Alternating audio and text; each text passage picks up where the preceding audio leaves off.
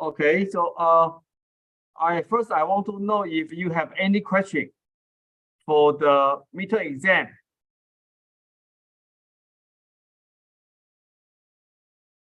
Do you have any question for the midterm exam? So you will be held in our classroom. So that for those of you, I still remind there's no this kind of online exam, so you have to come to our classroom to attend this kind of midterm exam. So that again, this is something important. Of course, I already post the solution to our homework number 1 and number 2. If you have a question, please try to ask some question about the thing. And also, I also give you some additional information about how we can use MATLAB to make the avatar or human body dynamic model. So this will be at least give you some idea about how we can really use this one for doing that. For human body dynamics, actually, MATLAB do have their function to create interesting this kind of human body dynamics. I will not show you all detail, but at least I tell you how to make this kind of digital human will be quite interesting and make money. It's not something for fun. I do say I show you about this thing, so that of course there's also open source this kind of platform to make this kind of human body dynamics for walking robot and other thing. And one more is this another one is interesting open sim. OpenSim is something you can download from. I think that's an interesting project. You can try to look at this kind of thing. Okay, so that I just this is something our lecture note only provide you very basic thing, but beyond that, there's a lot more thing you see. Basically, this is an interesting like open source model for human body dynamics, so that and then you can download this kind of model and then try to actually try to understand how this can be useful for many human body dynamics. The one we show you is very elemental, but so for this open source like code, it can be very sophisticated. It's a very interesting to see that how we can build this kind of model, mechanical model, right, to simulate the real, more realistic kind of human body dynamics. And this is useful in some occasions, as I show you about human body dynamics, right? So that one thing is related to the design of many products, right? Many products relate to the human, like human factor engineering, right? Design of car, design of this kind of maybe portable hand tools like hand drill. All this something, if you have very realistic this kind of model, then you can really try to useful for very this kind of engineering. Okay, so that this is something I provide you this thing. Okay. Do you have any question? No question for this thing? Again, MATLAB tool is interesting, can be useful. I tell you, I use MATLAB for 30 years, and still, I would say it's a very good tool. Okay. Any question for this example? And again, there's another thing. Once you have a human body model, digital human, and then what else you can do? If you can have a very realistic human body dynamic, right, in the computer, you have digital human, and then what's the next step? What do you think for application? if you have very realistic human body in computer or on the internet, what happened? Huh? Digital human, right? Actually, I will show you this interesting idea. What to say? With this very realistic digital human body dynamic, I show this interesting digital Einstein with AI. If you can really know this Einstein, that's with AI with them actually, that's quite interesting. Like a digital human, huh? Can we create more realistic human, digital human, with AI and then have some realistic interaction? That is something I would say you'll be surprised, but now all this kind of thing, right? If you're very realistic human body model, definitely here you see, if you make a very realistic this kind of digital human body dynamic, and then this is using some kind of you can direct chat with this kind of digital Einstein. Can you believe? Huh?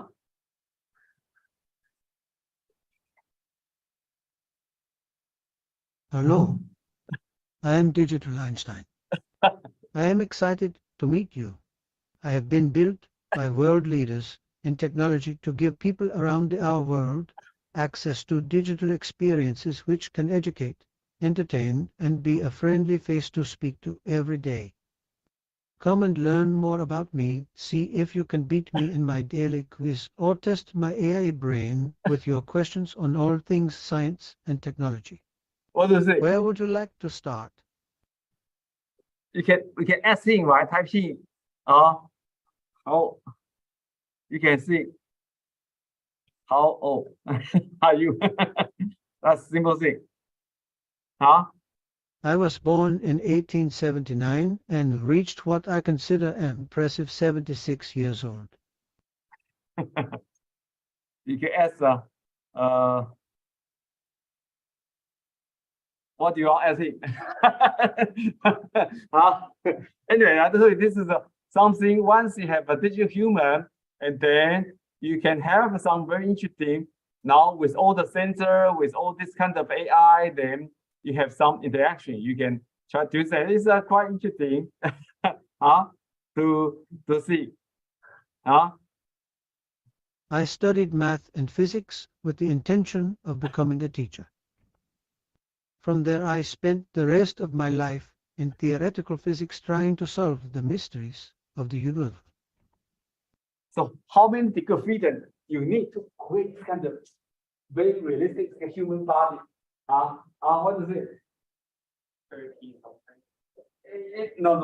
I would say it is 700, 1,000 or more. I think this you only have. You describe such very sophisticated thing, right? All the degree of freedom describe all the same human. It's kind of facial micro expression, so that it's from my point of view, it's a lot of work, but it's something they create also. Maybe you can make some virtual girlfriend for you, so that so this is an AI powered digital human. Once you're good digital human, and then with human body dynamic, then you can try to think about this another interesting thing,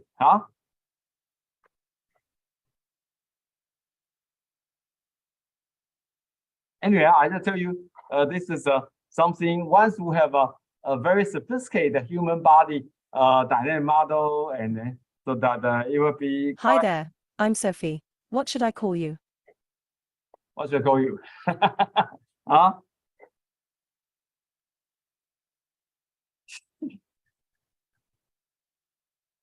That's great. It's okay if I call you how old are you, right?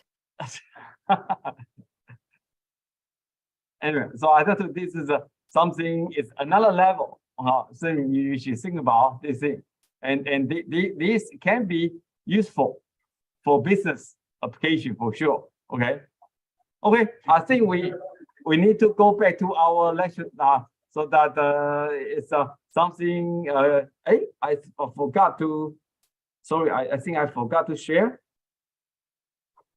Is that anyway? So that we need to go back to our lecture. We already discussed about this traditional application of human body dynamics for the design of car, right? And then we also show you about saying, and also look at another vibration, this kind of control for this kind of power transmission line, right? And then of course another interesting and important thing is once this kind of flow induced vibration, and then in this case we may have some you need to come with some design overcome the problem of this kind of flow induced vibration. One special is this kind of helical spoiler, this structure, and then when the air or some even water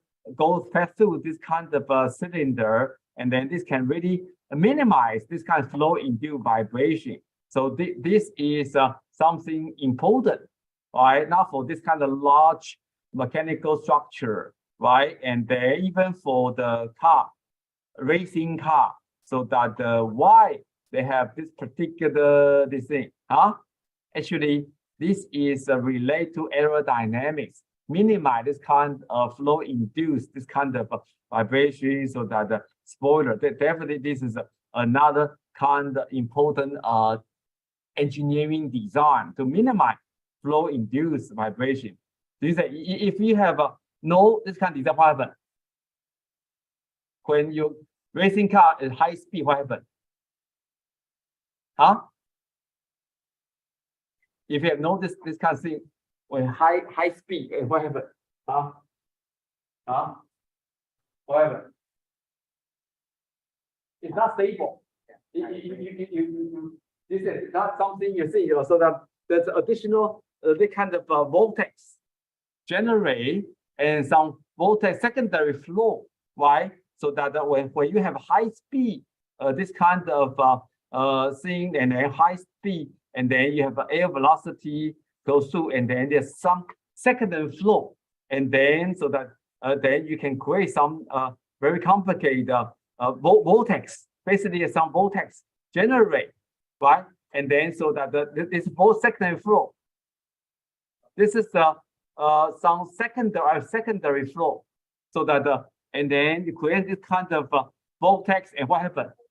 Huh?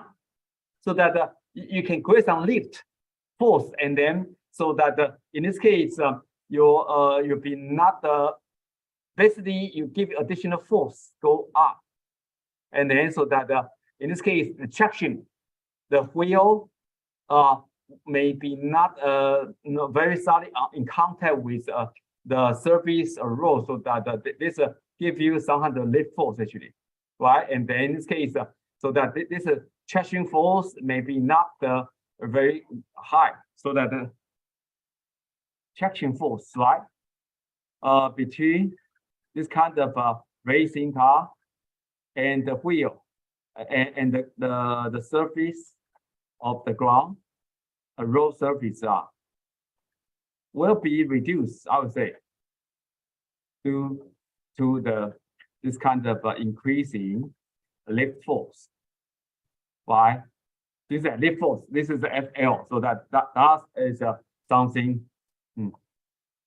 This is another problem. But that's why if you have this kind of spoiler design, then you can try to minimize this kind of once this kind of traction force not high enough, then you may have some not stable when high speed. So this is an important thing for all of you to understand. It is this is another kind of interesting phenomena in real life. You see, even for for some of the private car, not the racing car, they also have this kind of design.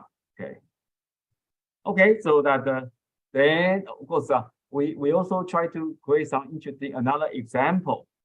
So this kind of water turbine has been used in real, right? Real this kind of industrial engineering.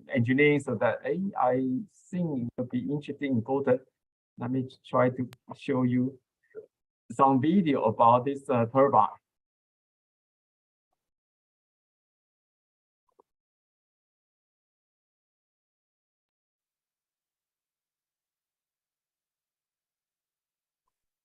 Oh, no more. Sometime. That's why I have to make another video.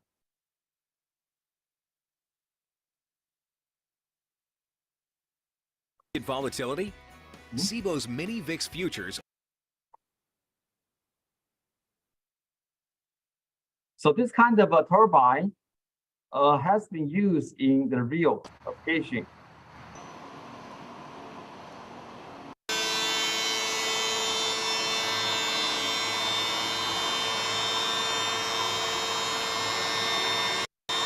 This is something you watch the video, look at the vibration and noise, then try to have some experience, understand about this kind of turbine using the hydro electric power plant.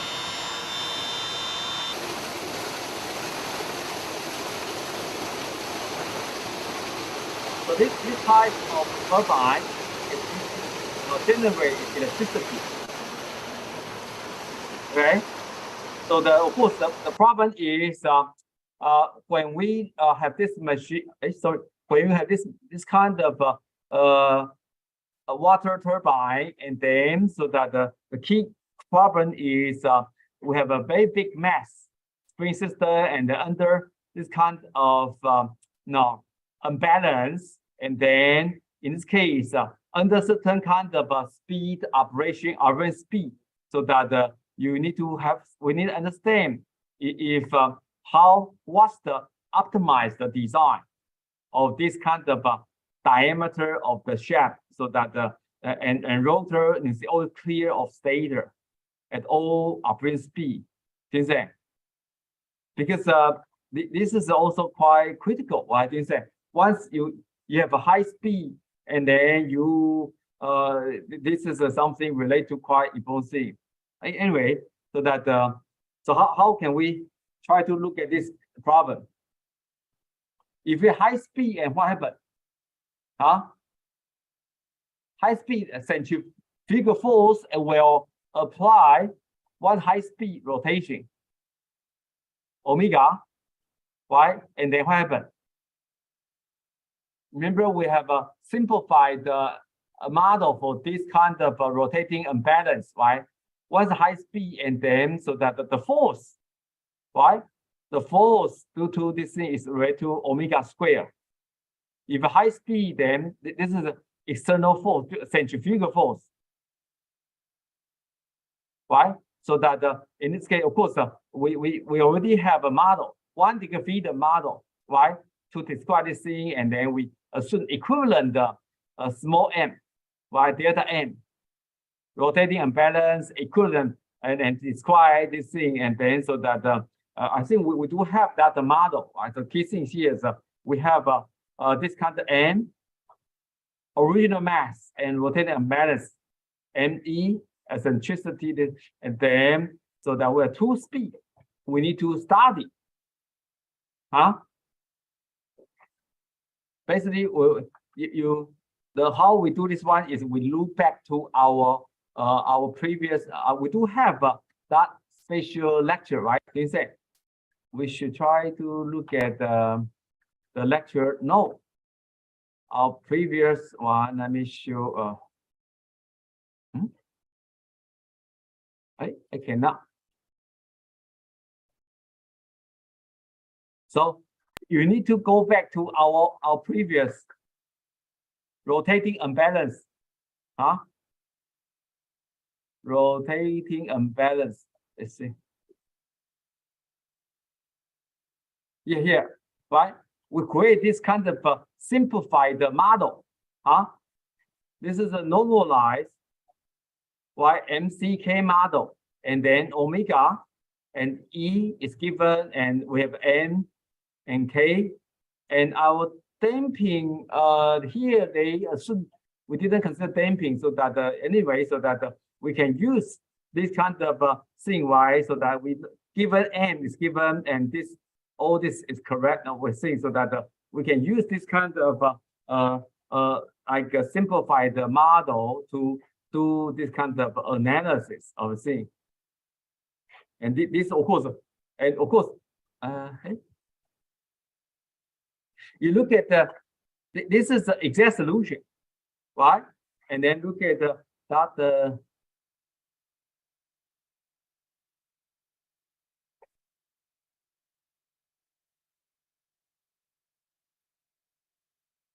so he's here, you see, this is the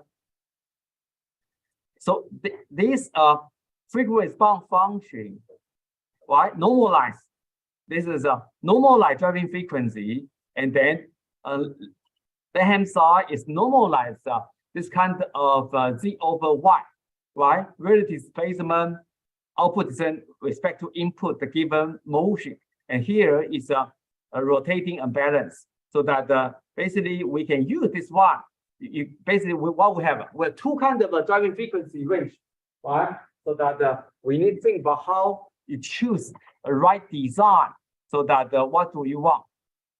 We choose right design. So under certain kind of vibration, maximum allowed vibration, and then can you come with some kind of design of a specific two frequency, right?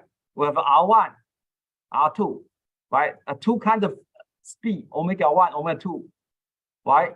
In tune operation speed, and you find the normalized driving frequency R1, R2, right? Given this thing, and then in this case, we know this kind of ME and kept here, and then so that we need to think about the design of that kind of the clearance, right? So this is so what do we think about, huh?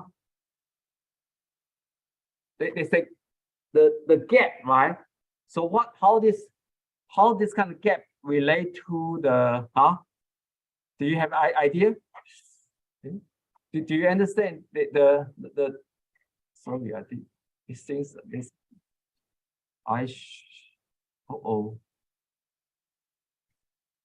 protect this screen.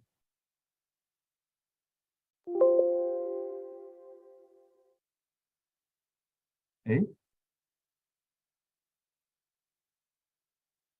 So let me.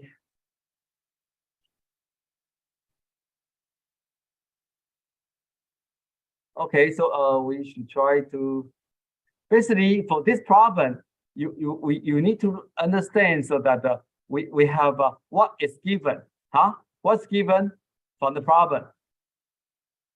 We have given mass, right? Equivalent of mass and rotating imbalance delta M, right? And also the two frequency, right? Two frequency, and then so that let's go back to the two frequency, and then the radial clearance here 5 millimeter. What do you think? So this diameter, how this will affect this our MCK for the vibration response? How? You need to understand the basic thing. How this diameter, the shape.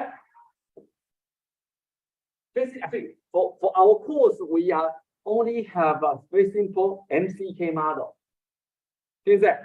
So how this first you need to understand about how this kind of thing relate to the design, right? Basically, we create this kind of MCK model. Do you understand?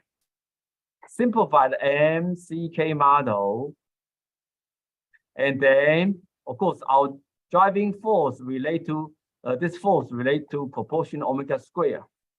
So how the diameter relate to our design? Okay, very good, very good. Right here, the diameter relate to our spring constant. So this is something you need to have a clear understanding. Diameter relate to the scale, and here they assume the damping can be ignored. Actually, it's MK, so that the different diameter relate to the effective spring count. Basically, spring count. Basically, you can see this as what? Cantilever beam. So that this D is unknown. and then different D, of course, a different kind of spring constant, effective spring constant. Right, you have certain loading. Right, this is all. And then you call some deflection of this curve, right? So that at least this is something I told you you need to think about how to analysis, right? Once the loading and then, oh, I have this deflection of a cantilever beam. Basically, our shape is some kind of cantilever beam, right? It's a bending spring, okay? Spring with the bending, right? So that is once you understand, then okay, then you can try to think about, oh, I try to find that simplify the spring constant we already write, right, in previous chapter, right? So that we just say, oh, how can we get this K?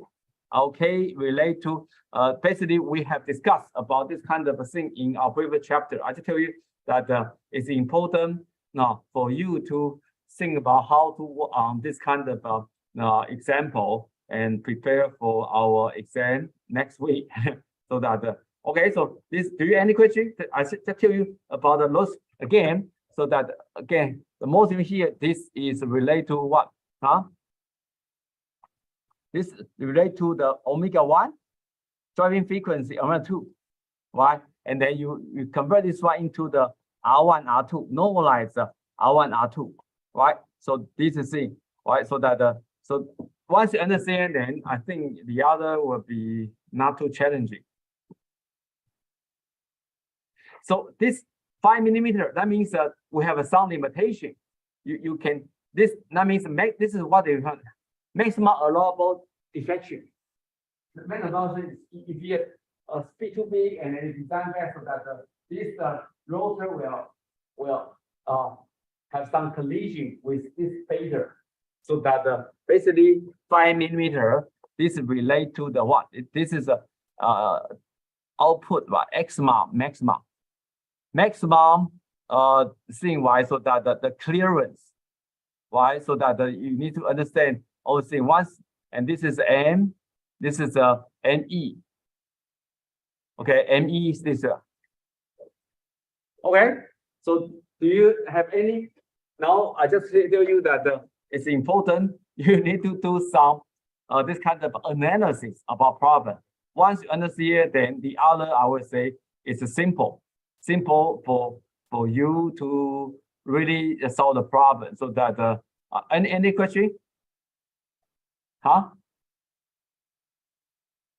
Any question? Huh? Any question? Listen, it takes time. Take time to try to convert, right, this thing and then into our real problem for analysis, a calculation. Any question?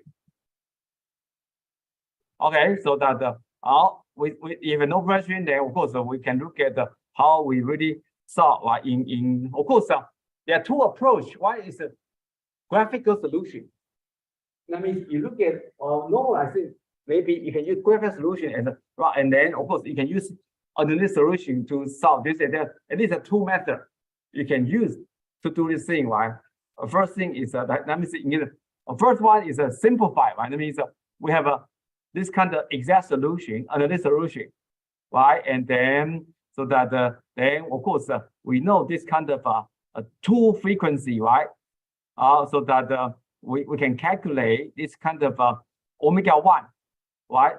And that basically a certain range of speed, right? For read this thing. So we have omega-1 and omega-2. And relate to the R1,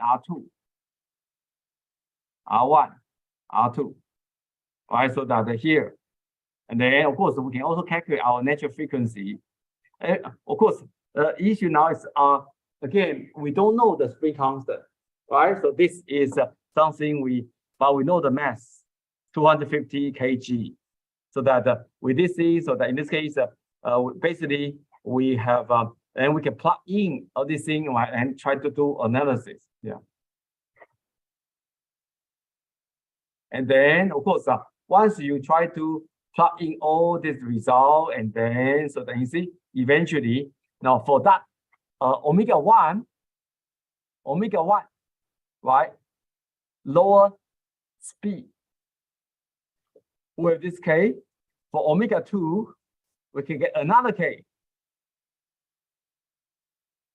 What do you think?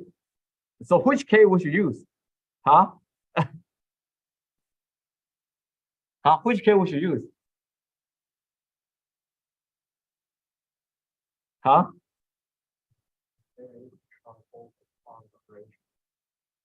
So that this is the important thing you need to understand, right? So that different K, different spring constant, then will affect our this kind of response, right? If K is much bigger, and what happens? Stiff. So our deformation output was smaller. If our big K, so that what happened? Big K, that means most likely I would say you have smaller displacement, right? But you have a small K. If a K is smaller, and then most likely is here.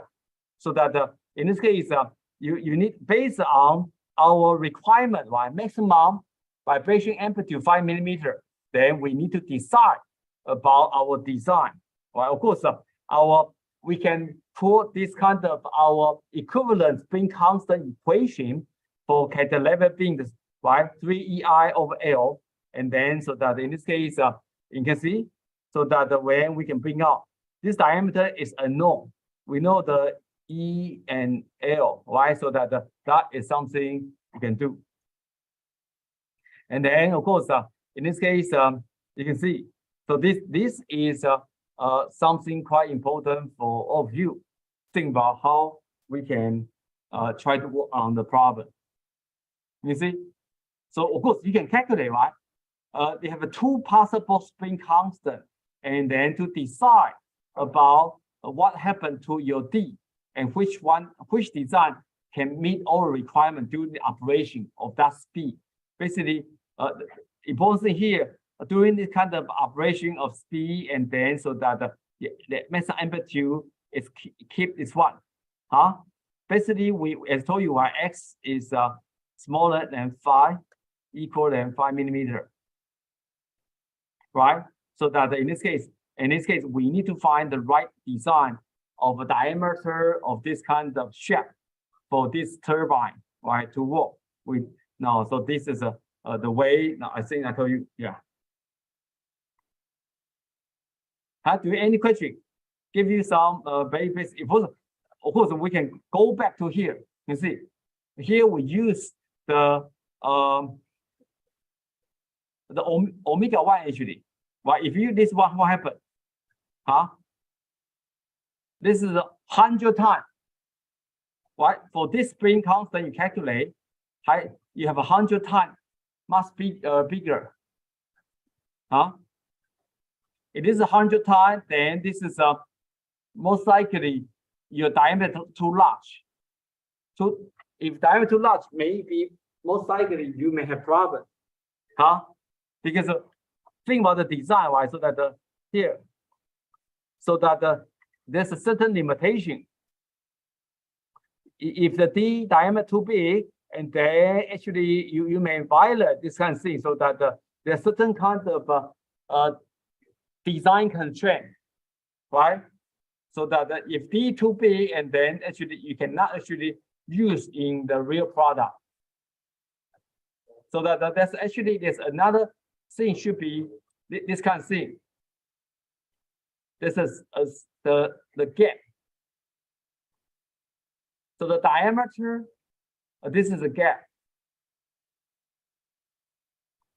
The diameter of this shaft for the turbine should be why. So that's why it's important for you to put up all this kind of realistic constraint so that you can find the right design. Okay. Okay, so I don't know, do you have any questions? So that I just show you, at least I think it's a good exercise for all of you to think about how to work on this kind of problem. And of course, oh, I forgot to tell you that it's something is more important for you to have some idea about typical kind of vibration response, right? I show you for ISO, the standard human body vibration, and then so this is actually from some of this kind of real experiment work for different this kind of vehicle, right? And then this kind of thing. So that's something I think this fun thing. Okay, and another thing here, as I show you that in every car with a lot this kind of part, he have certain vibration control, vibration engineering design. We mentioned is one of the biggest company in the world, right? The German company BASF. They have make this kind of PU, this kind of polymer, right? So that not only the company from Germany, in Japan, they also have this kind of PU foam, right? So basically, this create what? PU foam is like what? Physical elastic material, right? They have some kind of spring and damping, and K, right, and also C, right, as some kind of physical elastic damper. So that I told you this is important. So basically, this is a kind of physical elastic damper, right? That means you have certain kind of P, K, and C, right? K and C for this kind of design of this kind of the car seat, you say. And of course, here I show viscoelastic material property. Basically, this is from another quite important big company, Asahi. Asahi is a pretty big company in Japan. They have originally only for the glass, right? Asahi also make a sensor in a smartphone. They have this kind of a micro magnet sensor for your smartphone thing. Actually, it's the number one in the world to make a micro magnet sensor for digital compact smartphone. So that I told you this kind of several company in Japan, they really has although they're all business here, then they gradually come with some new product. You can imagine, in Japan, there's a 400 years old company to make soy sauce, and they are making some special chemical for COVID-19 vaccine. 400 years old company, soy sauce company. It's interesting. I tell you that it's worthwhile for you to look here. Soy sauce company can make COVID-19 vaccine. They sell this kind of critical chemical for that US company, right? You are making the BNT,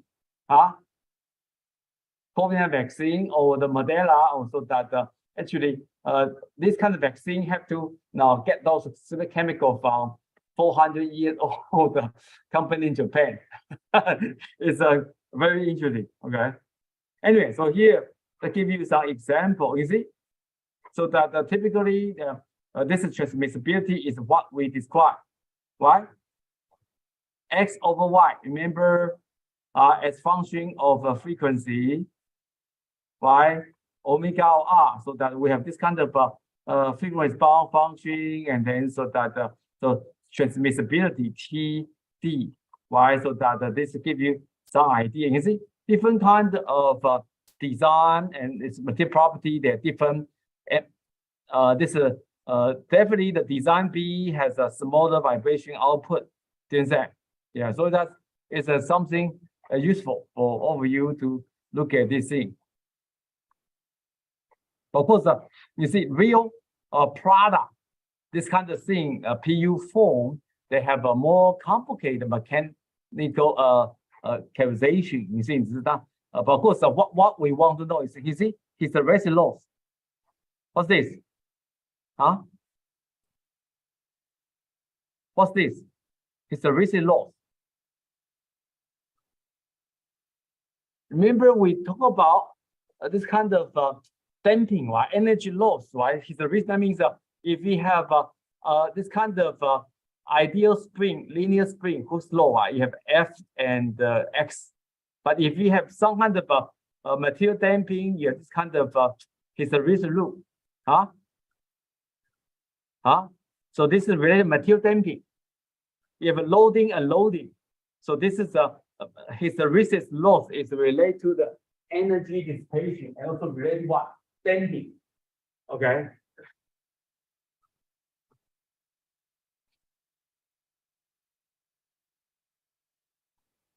So of course, once you're here, then you should ask, hey, how can we determine our C, equivalent C? I hope you still remember. It's a recent loss here. How this relate to our equivalent damping?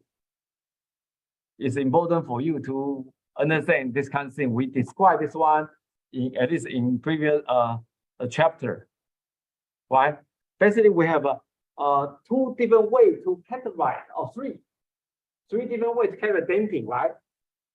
We have a C, viscous damping, viscous damping, and then we what? Dry friction, and then we have this kind of material damping or some hysteresis damping, H, right? So that this relate to this kind of three type of the damping in our mechanical system design with MCK. So that I think, of course, and then so that you need to have some idea about how to work on this kind of thing, right? In practical engineering, yeah. And how about this guy? Stress relaxation time.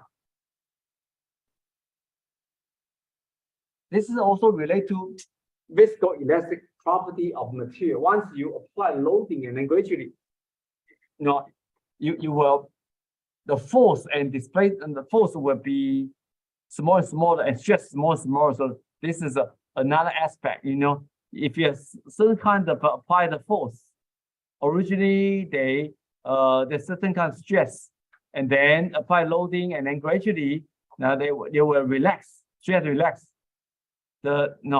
Apply force is the same, but the real internal stress, right, will be gradually this is time, and gradually becomes smaller, smaller. So this is stress relax. It's very common for viscoelastic material.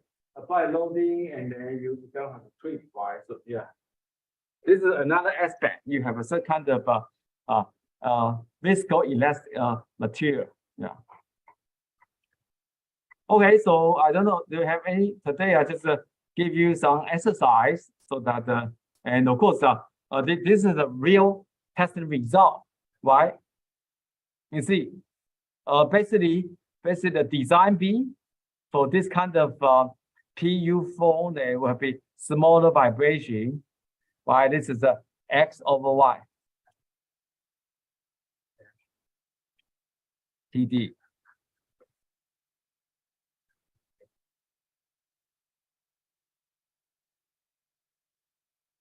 And of course, sometimes you may need to do not only the harmonic testing with different harmonic force, but also try to look on the different kind of roll condition, right?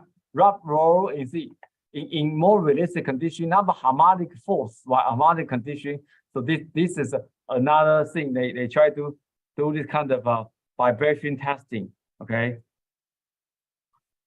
Okay, so I think we I'll try to finish this chapter. Do you have any question?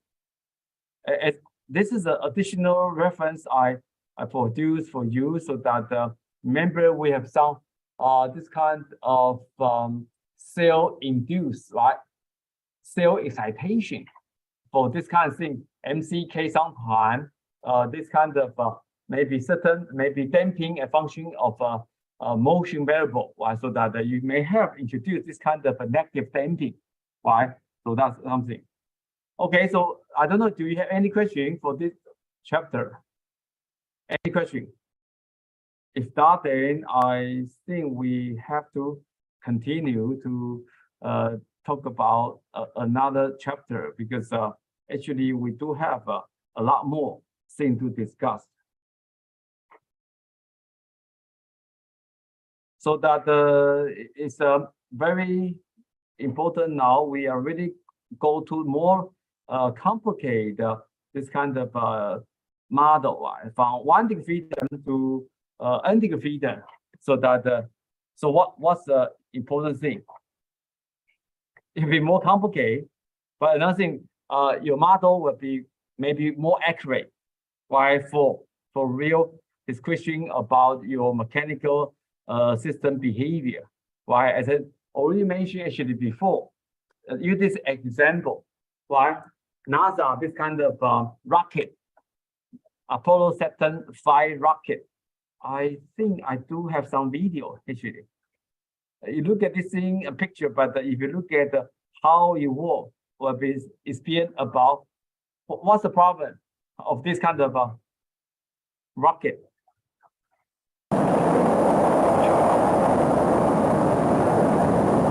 Problem of this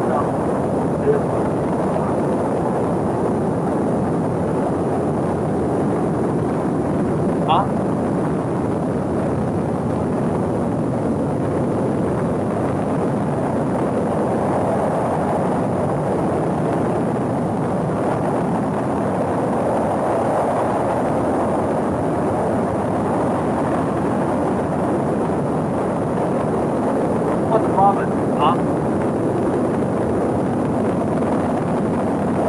During the lift of this kind of big rocket, you may damage, this kind of mechanical component, damage electronic control system, so that, yeah.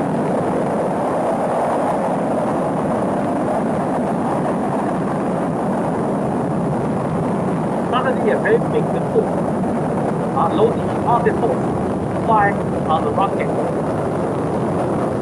How big the force?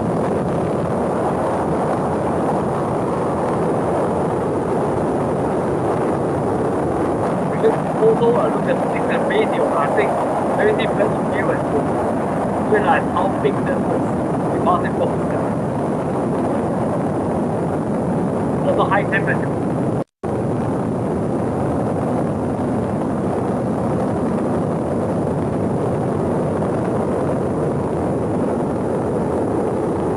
So this kind of rock you also need a very good material. It's very high temperature.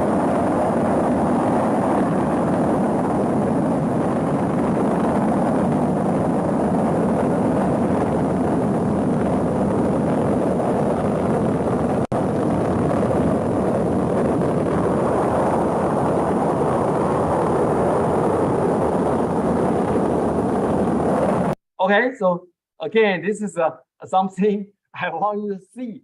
This kind of how big is this kind of force, right? The impulse force.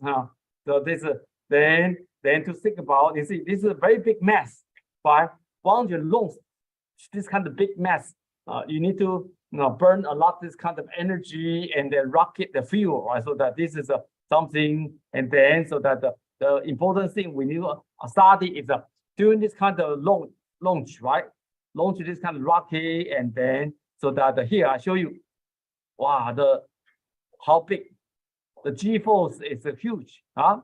Can be highest probability G force can be 4, and then so that this kind of high G may damage the mechanical structure of the rocket, or damage this kind of electronic, damage some component, right? Or damage the human if you don't wear the G suit, right? So that you high G, and then you can this kind of people inside the rocket may has big problem. So that is something is important. And then of course, then the question for this is engineering design, right? So that when we try to look at this thing, so that again, as an engineer, you come with different model, simple to more complicated model for different part of the design of this kind of rocket. So that here I just show you in one thing, right? So that you can use maybe some beam rod model, 30 degree freedom, or beam rod quarter shell model, 122 degree freedom, quarter shell model, 400 degree freedom, or 3-dimensional model, 300 degree freedom. But in many years ago, when they develop this kind of rocket, that time they don't have such kind of powerful computer like you. Think about in 1960, so that they most likely they have a very big workstation mainframe computer, right? So that so you see that's why you see now your computer can easily handle much bigger digger feeder model, maybe 1 million digger feeder. I think it's a piece of cake now. With you see semiconductor technology has made a huge progress in the past 60 years, so that now this is an old day in 1960. They have to think about 30, 120. Now you can easily handle 100,000 digger feeder or 1 million digger feeder with a piece of cake. Yeah. So think about this thing, right? For memory, right? In 1960, what kind of memory we use? Now your memory, your smartphone has maybe 1 TB, 1 terabyte, right? In the old day, maybe at that time is maybe I would say maybe count a kilobyte, kilobyte, and then when I was student, maybe that time it's a megabyte, right? Then a gigabyte, now it's a terabyte. This is advance of this the semiconductor technology, so that is something quite very different. Oh, I may share with you about a YouTuber and make it very interesting about the scaling of memory. It's a very interesting. He tried to say, oh, in old day we have this memory, and then compare with our 1 TB flash drive, and then how many those old magnetic tape or something compare with our new kind of a memory in your smartphone or new laptop computer. It's very amazing. Yeah. So that all the semiconductor technology really make a big impact. Also, and now what sensor? While your smartphone has 10, 20 sensors. So that these are something become very important for our this kind of mechanical engineering, and also for this kind of AE, aerospace engineering. Again, so for this thing, 30 degree freedom is for full scale testing requirement, and 300 degree freedom, you see, try to work on engineering design for flight sensor location, right? And then so that all this model, I think it's too small compared with what your computer or your smartphone can handle now, right? So that million degree freedom is a piece of cake. With our that's something is in old day it's challenging, but now it's a piece of cake. Hey, I also ask you, how about the first memory? Who make this kind of semiconductor memory, and what's the kind of application? Any idea? First memory, right? Semiconductor memory was designed by one engineer, Chinese engineer, Mr. Zhou in New York, New State, for ICBM, for aerospace engineering. Zhou Wenjing, okay? So that the first, this kind of semiconductor memory was designed for aerospace engineering for the rocket ICBM, intercontinental ballistic missile. That's something I tell you this. So that many of these advanced technology most likely for this kind of advanced military application. So I just tell you this is something. Okay, so that engineer is quite interesting. It's invent the first semiconductor memory for the for this kind of spatial missile. Yeah, for US military. Yeah. Okay, so now we try to look at we already talked about so much about 1 degree freedom. Now for 2 degree freedom, and basically you just add additional one more mass and spring, right? And then of course the key thing we use the Newton's law. To based on Newton's law, draw the free body diagram, and then we can get this kind of equation motion for 2D filter. I think these are simple maths. The key question is we want to how to analyze this thing and how to determine the vibration response, right? Of course, we can also use this kind of a define a vector. X vector has two components, x1, x2. Velocity has two components, and then you can define a mass matrix 2 by 2 and stiffness matrix. Eventually, you can have this kind of simple matrix equation, right? And this way. And then, of course, initial condition, then we can try to explain this way. And finally, we can try to solve. Of course, as mentioned, we similar to our 1D filter, our general solution vibration vector, right? Basically, is related to the x1, x2 as a harmonic vibration, right? Why using this complex number, so that this is omega is some kind of a frequency and u is something, right? And then this is general solution. So we substitute this kind of general solution into the equation motion, right, to the MCK. Right, we substitute this one, right, and then this is basically this vector, this 2 by 2. So once you substitute this now equation motion in metric form, and then because u, this amplitude of vibration, right, is u1, u2 cannot be 0. So that if you substitute this kind of general solution into equation motion, eventually, what happened? You find this kind of basically reduce this kind of ordinary differential equation ODE into this kind of linear algebra equation, and then u cannot be 0, and then so eventually only this can be have to be 0, right? So that is something quite important thing. So this vector, this matrix multiplied this vector 2 by 2, 2 by 1 equals 0. So in this case, what happened? So in this case, we need to determine about omega. How to determine omega so we can simplify this kind of simplify the equation motion. So what is omega? Right? We need to turn some basically this is this become linear algebra equation. Right? Basically, original equation motion is what? ODE, right?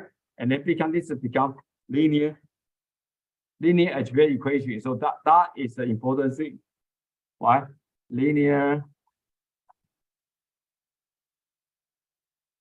equation. What?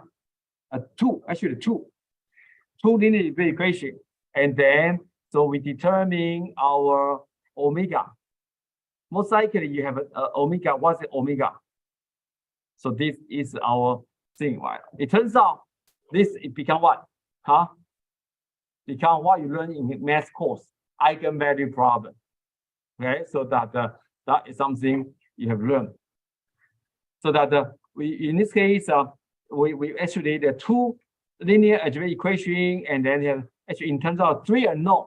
Omega is known, and the vibration amplitude for mass 1, mass 2 is unknown. So that in this case, the only condition is that we need to require this kind of determinant. This is of this matrix equals 0, right? This is something I hope still remember some of linear algebra you learn. I probably in high school or our university math course you should learn about linear algebra. I don't know. Do you still remember what is determinant? What is a determinant? So that still remember or forgot? Okay, remember.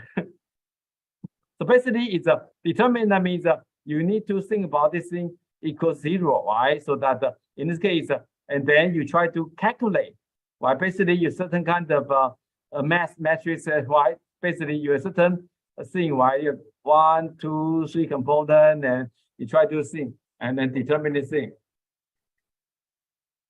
Eventually, determinant can be reduced into this kind of second order, actually, second order quadratic, the quadratic equation, right, in omega square.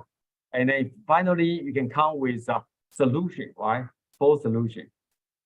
So that for solution 1, and then we can find certain kind of amplitude vector. U1, solution to omega 2, we can amplitude 2, U2, right? So this is a goal. Eventually, of course, you can do some example to analyze this thing. If you have a N1 is 9 kilogram, N2 1 kilogram, K1, K2, and then at least you can have some idea about this. Basically, we have what, full solution, right, for this kind of omega. So we call this the natural frequency, right? But how about this one? If a negative frequency, what's the meaning? Most likely, if you have a pure mechanicism, right? Pure mechanicism with MK, MCK, most likely you have no, this negative frequency is something, it's not realistic. So that eventually you only have 2, right? Positive, right? 2 positive, this one. Positive, and then this negative is something, it's fake. I would say fake, it's not realistic.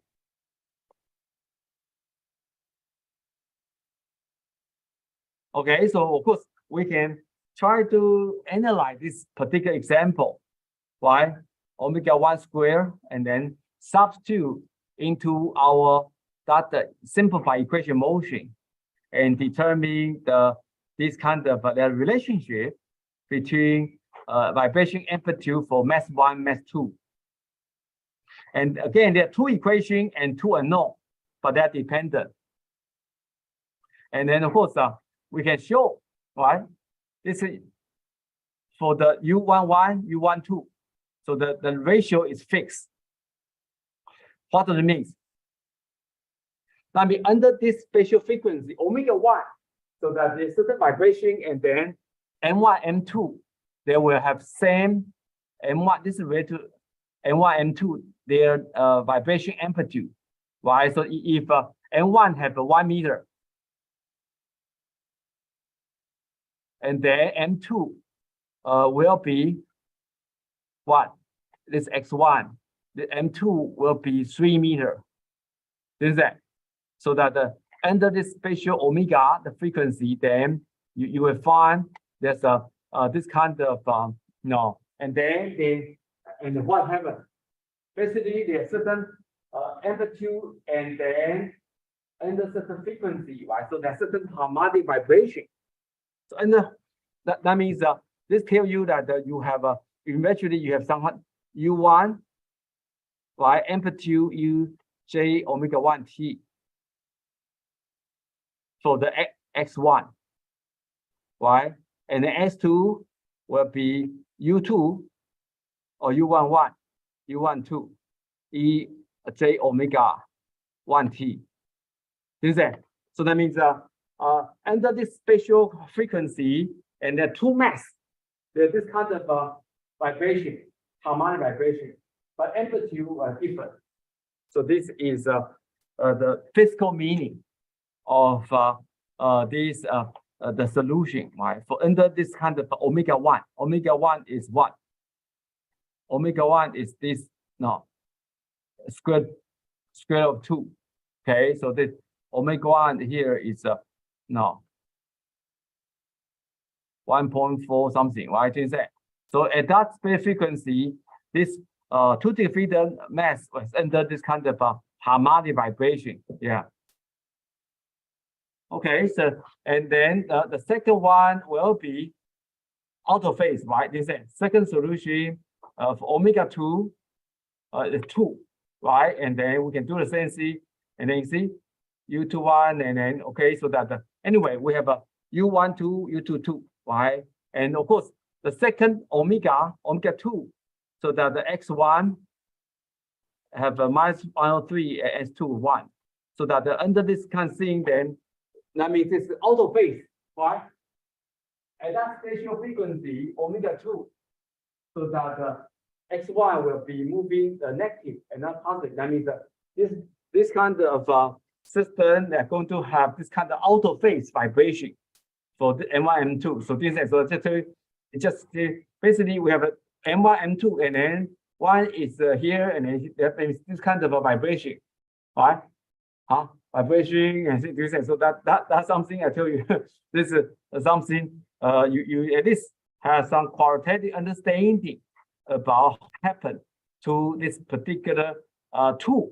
And then of course omega 1 is in phase. That means here, right? But the vibration amplitude, they are different. Okay, so that the M1, M2, they are actually in phase, omega 1.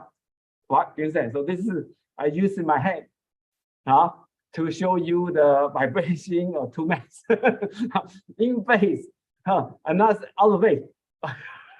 So this is something I think worthwhile for you to really experience about this vibration. Of course, I do remember for the first lecture, I show you some animation. Of course, in MATLAB, you can really make a sound animation in very easy way. Okay, so that and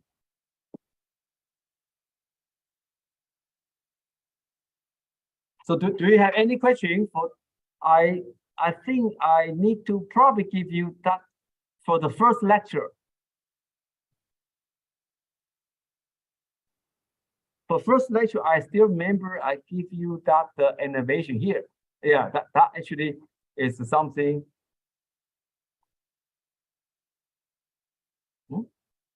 Right? Doesn't work.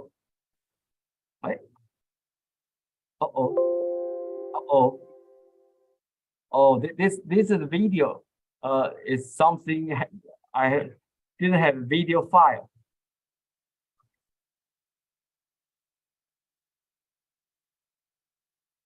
Video.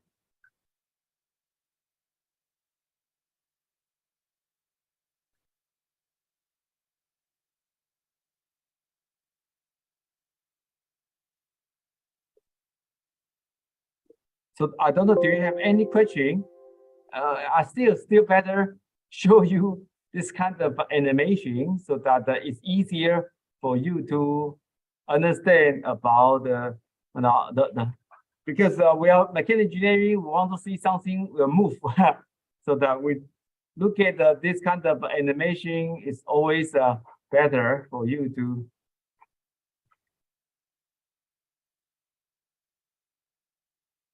Right? For omega 1, basically if in phase, N1, N2, they have the same thing, right? Omega 2, then you have out of phase vibration. So that is the physical meaning of the solution we just showed here. Okay, so that and of course once we create this two solution, what happens? Then we can determine any kind of vibration response, right? Will be combination of these two basic solutions. So that is something that means in this case we can try to show you that any kind of vibration response for this M1, M2 was actually will be what? A linear combination of these two vibration response, right? That means omega 1 and omega 2 and with different amplitude and phase, right? And these or A1 phase 1, A2 phase 2 will be determined by what? Initial condition. So this is something important for all of you to understand here. And then of course, we can show you that the two U1, U2 is a vibration mode, right? Or motion. So that the vector U1, U2 is motion or vibration mode. Sometimes they're different thing. Sometimes they call it vibration mode. Okay. And so that this is and then we have natural frequency omega 1, natural frequency omega 2, right? For two different system, we have two natural frequency. All right, so that's it. Okay, here I just show you this is how they think. Of course, probably the animation is easier. So you see the vibration mode 1 and mode 2. Oh, actually, I do have this video animation. Again, you can really use MATLAB to generate animation. I will show you why MATLAB has built-in function. Why? Once you can plot this kind of your M1 M2, right, and then you can use MATLAB to generate this kind of animation.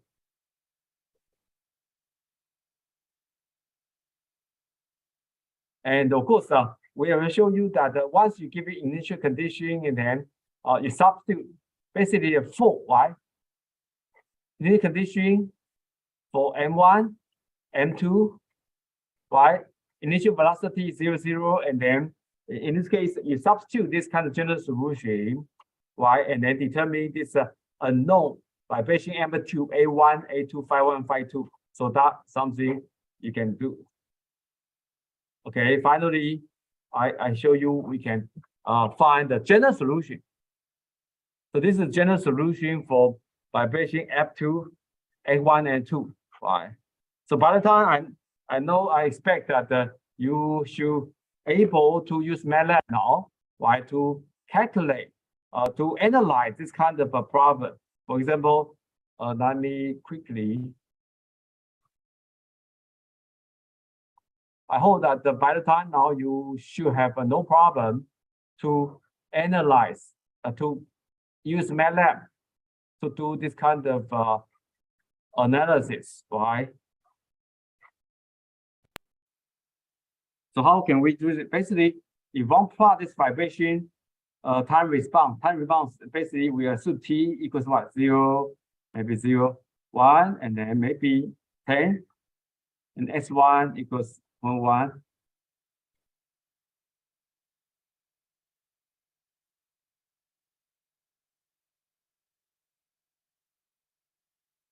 Oh, sorry.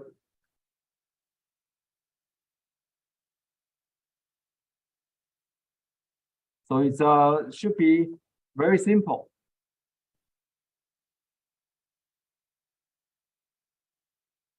And then you can plot Tx1 and Tx2. Okay, so this is something I would say should be very easy. Of course, maybe you want to make some additional thing.